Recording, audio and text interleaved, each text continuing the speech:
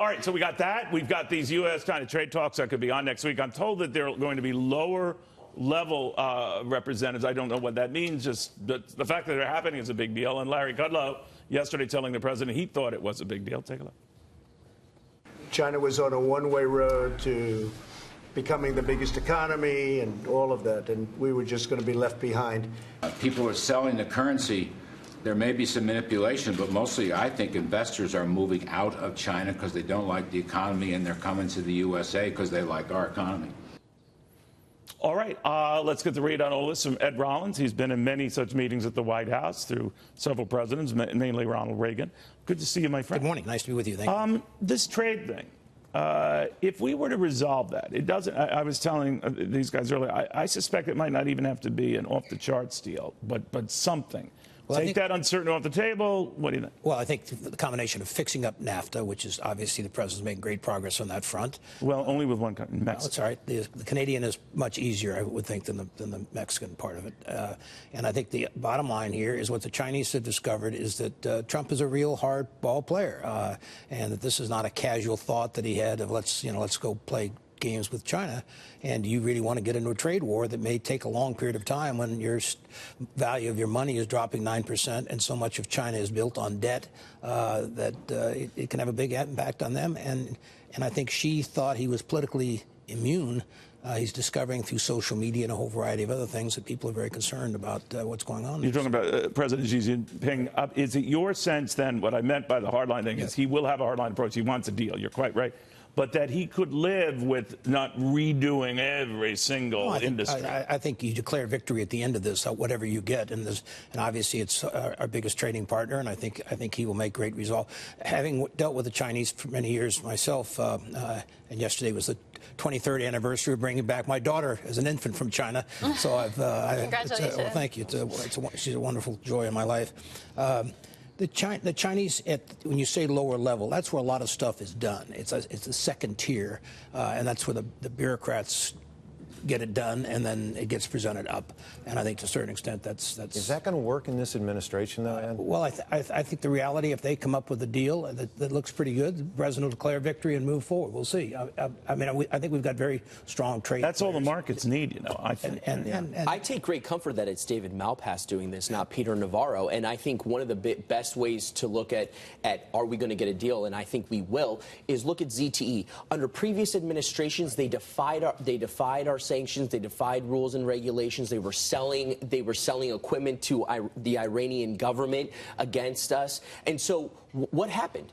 ZTE fell in line when, you know what, this administration came down hard on them, imposing numerous monetary sanctions and saying, hey, we want U.S. compliance officers in there. So I think that set the precedent. And guess what? The president is walking the walk. The administration is walking the walk. They're not talking the talk. They're imposing those trades and tariffs. They're imposing their will in that regard. And the Chinese thought he was going to bluff. So what happens? The Chinese are coming over here now and they're negotiating. I think people who know Donald Trump, and have known him for a long time, know he's not a bluffer.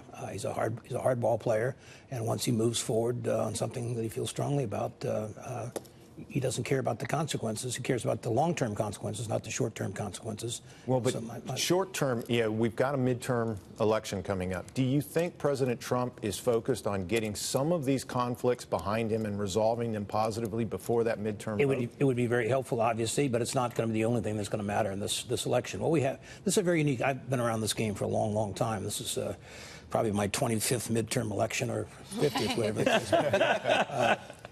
I would say we are as prepared to go into a midterm as we've ever been with a new president, meaning that there's 25 or 30 toss-up seats. Most of them are ours. A lot of those are because of the retirements. And there's no indication that there's going to be a blue wave or anything. A lot of rhetoric about it, but the reality is who gets their vote out. And I think the RNC, who you're having the chairman on shortly, has done a superb job of putting a real structure organization together. So my sense is we'll go into it. If we go into it right now with a president of 50% approval rating, something like that, it's up to the candidates to go win these things, and I think they will. Yeah. So we differ a little bit on the blue wave front, and I'm fine with just 24 seats. I don't need it to be anything of Tea Party proportion. I'm fine with 20. Less fine with that, though I do still love you. But What do you make of, and I agree with you, I mean, the president himself, I think, is as prepared as he could be. And I think if he was facing re-election today, it would be very different than the fate of a lot of Republican congressmen and congresswomen on the ground there.